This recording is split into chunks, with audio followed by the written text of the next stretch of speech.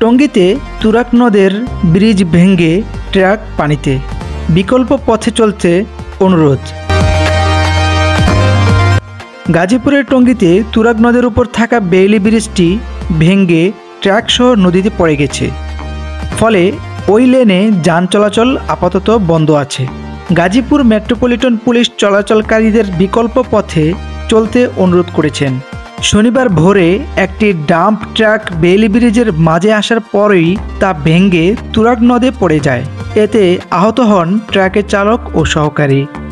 এদিকে Gazipur metropolitan police সামাজিক যোগাযোগ মাধ্যম ফেসবুকে ওই পথে চলাচলকারীদের বিকল্প পথে চলতে অনুরোধ জানিয়ে একটি পোস্ট দিয়েছেন।